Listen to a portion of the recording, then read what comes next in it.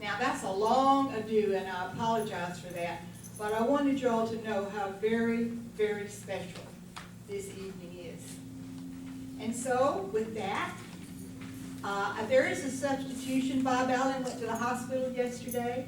He couldn't do the part he was given, and so Ralph White kindly stepped in yesterday and took the part that Bob Allen was going to have. And the reason Bob had it is because Clark, the writer, told him.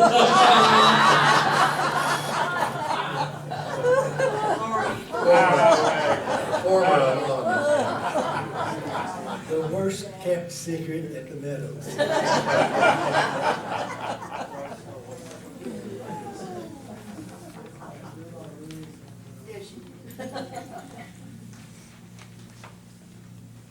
It had been a quiet morning at the Meadows until a little old lady came in. She spoke to the front desk clerk and asked if he was the front desk clerk. Yes, I am. Isn't that what you asked for? Well, yes, but are you a Baptist? Is that what you came here to find out? Well, no, I just have a secret I have to tell, and I wouldn't care to have a Baptist know it. You're sure you're not a Baptist and you can keep a secret? Oh, yeah. I can keep a secret. I have an iPad and I keep secrets. You're sure it's secret? At the moment, it is very secret, as I don't remember where it is. So tell me your secret. I belong to the Baptist choir that sang here at 6 o'clock yesterday evening. We sang Sweet Adeline. Should I sing it for you? No, I can go home at 5. Well, I just learned some terrible information that is a very deep secret. I have found out 2 of our members are Methodists, and possibly another is Presbyterian. Can you imagine how we would have to announce our group when we gave a program? They would have to say, the Baptist, Methodist, Presbyterian choir. That would be very embarrassing. Are you sure they are still Methodist? Maybe they go to their own church on Sunday. Oh no, they couldn't do that. They sing in the Baptist choir every Sunday morning. They are our leading sopranos. It would be helpful if they would just go back being Methodist. You know, the next thing they'd want to take a collection in the choir. That would be absolutely terrible. Is this what you came over here to tell me? Well, no, that was the second thing. I haven't gotten to the first thing yet. Why don't we go to the first thing, and maybe that will be easier to deal with? Oh yes, that's what I came for. 2 of our ladies never got home after the musical program last night. Something must have happened to them. Well, how do you know they're missing? I called their telephones, and the messages said they were not home. Both of them? Yes. And you are sure none of them are Methodist or Presbyterian? Oh no, it was 2 of my good Baptist friends. They live right next door to each other. So I want you to find them immediately. That's not really something we handle in this office, ma'am. I think you should contact the sheriff, but he can't do anything for 2 days. I know that he can't even look for missing persons for 2 days. But be careful when you go over to the sheriff's office. He has 2 back rooms. If he is in the front back room, it's okay. But if he's in the back room, leave immediately. He won't see you. That's where he has his still. He won't see anybody. That's what you get when you elect the sheriff. Most everybody calls him Bumbledibble, but not when he's around. But he's who you have to see to find these 2 ladies. You didn't say what church you go to. You just said you were not Baptist. I really don't know what I am. I guess a sport enthusiast. I go to football, basketball, baseball, hockey, golf is too expensive. But all of those really expensive, are really expensive anymore. $60 just for one seat at one ball game. But I go to the church on Easter and Christmas. My mom was a Congregationalist and Dad was a Lutheran. Does that help? No, that doesn't help. Which one do you go to on Easter and Christmas?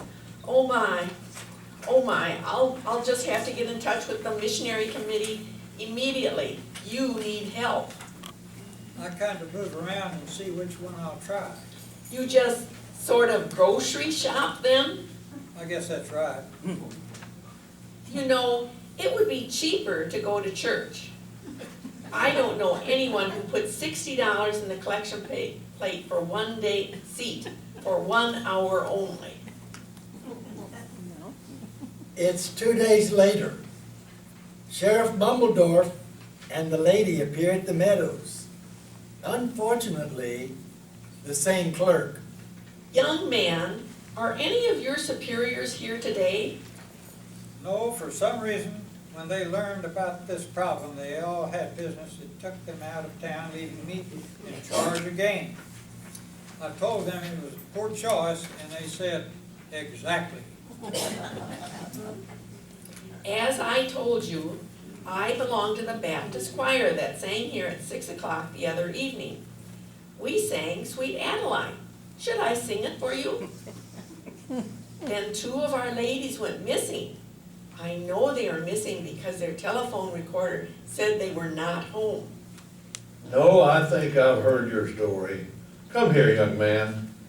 By this afternoon, I need a list of everyone who was not here at the time of the program.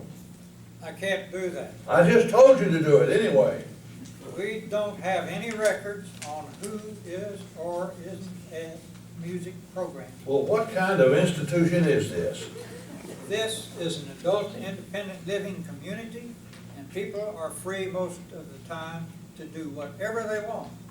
We just check to see that they get up in the morning. That's a pretty slipshod way of running an institution. So you'll just have to work around that and get me that list of who wasn't here. I'll do my best, sir. Sheriff, I'm one of the residents here, and the clerk is telling you exactly right. We just don't keep track of people during the day. Visitors come, family comes, and some of them stay overnight. And then, just because somebody pushes a button in the room, we don't have any idea who or how many people are in the room. The clerk would have a very difficult time getting that list to you. Lady, tell me again, why do you think someone in this building is involved in the absence of these 2 ladies? There are a lot of other men in the area that could be involved. These ladies are in their 60s, and there are a lot of men at the Meadows that eyeball ladies in their 60s. I just know that someone from here abdicated with these ladies. I think you mean abducted instead of advocated, don't you? Well, all right, they may have been abducted then, or at least they eyeball the ladies. You, clerk, come over here. Do you have any men here eyeballing the ladies? I have to admit that some of the men might be looking around. There's actually one old man in particular who reads a lot of books on the Middle Ages with knights and kings and all that stuff. We call him the Knight of the Wandering Eyes. But I don't think he's guilty. He's over 90 and in a wheelchair. By the way, I've narrowed it down. I've got a list for you. Good, how many? 10, 15? Well, actually 100.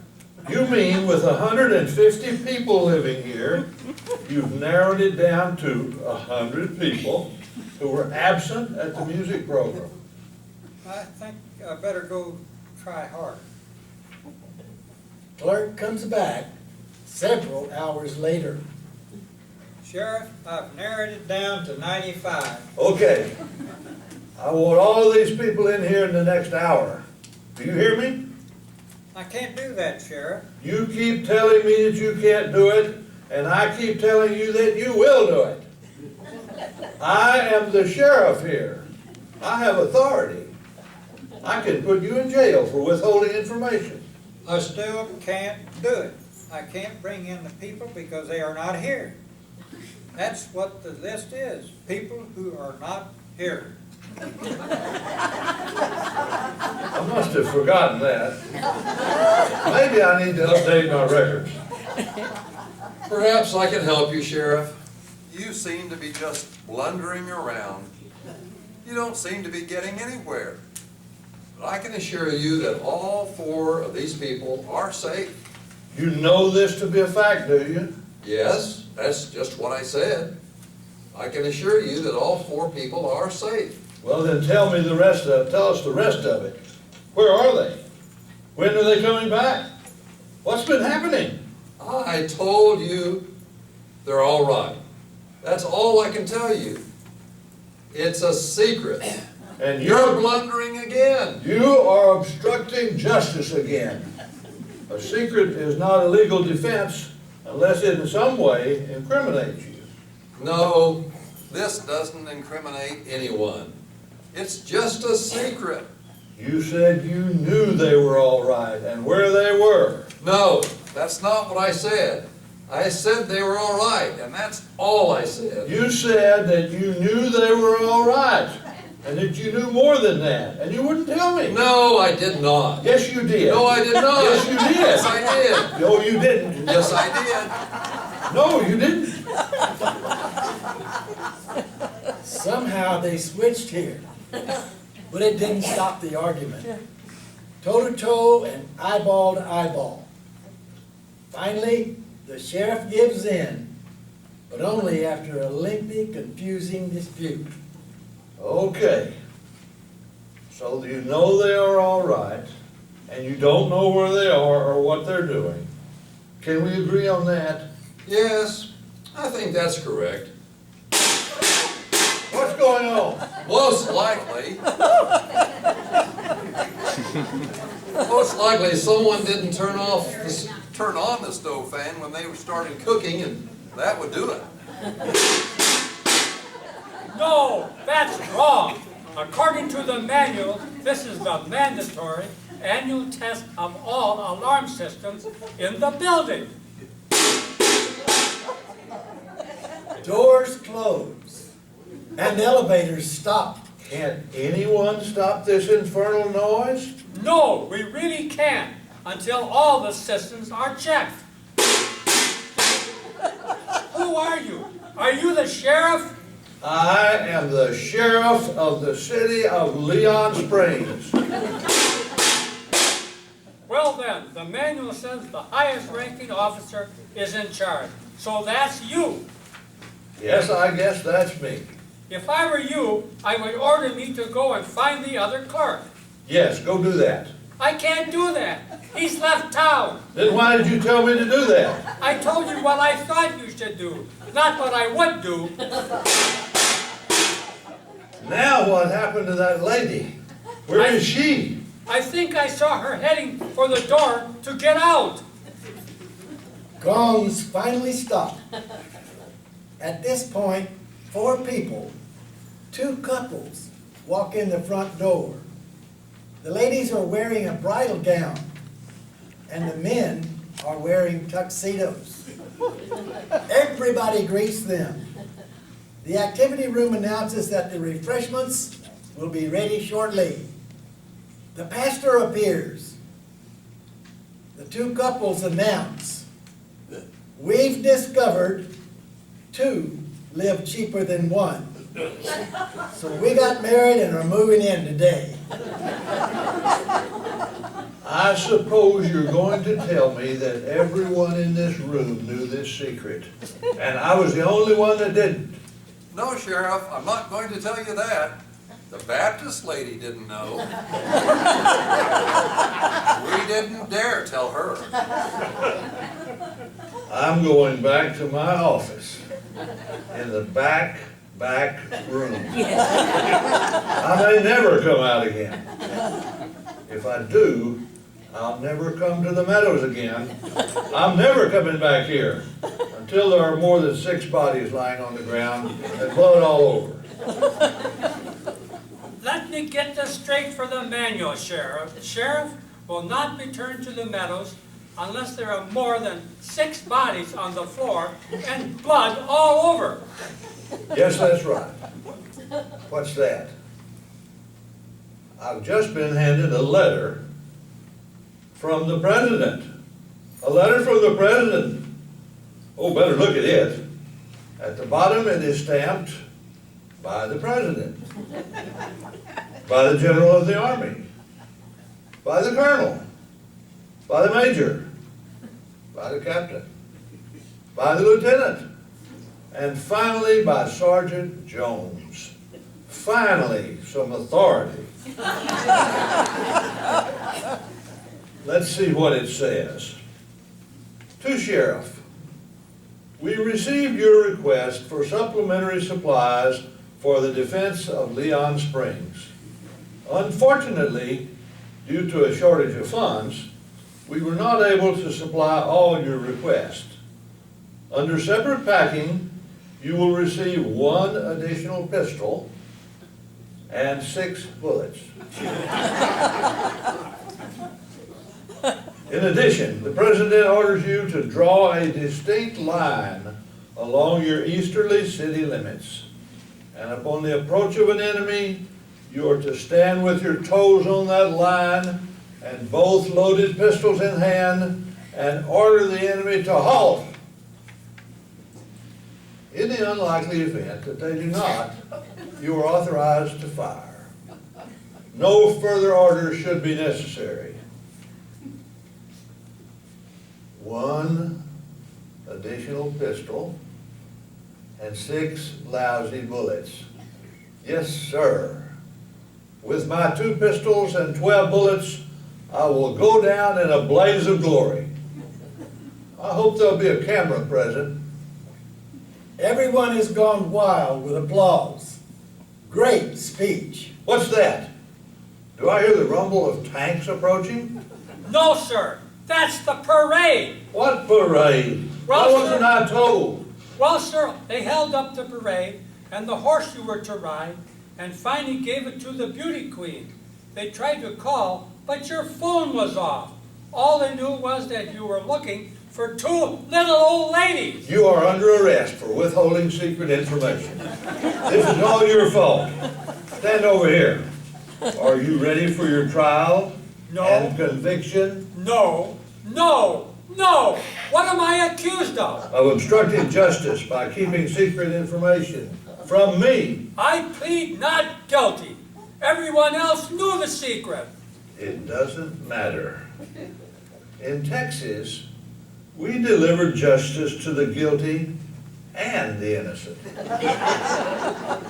Are you ready for your trial? No, no. The judge says he's guilty. Now to the punishment. That's me. I just thought of this. You're to walk along Babcock Road to Hillcrest and turn right. Walk to the center lane of 410 and lay down. That might hurt. I certainly hope so. My work here is done. Now I'm going to my back room for a long visit. After a short time, a wet, muddy clerk comes up the street. I'm not going to do this anymore. All the cars passed me by, and one lady stopped and cursed me. I think you've paid your punishment. Go home and clean up and report back to work at your usual time. I doubt that the sheriff will remember any of this today. And, oh yes, the Baptist choir. The 2 Baptist ladies will be going to church with new husbands. One is a Methodist, and the other a Presbyterian. Well, that ends another typical Meadows day. The end.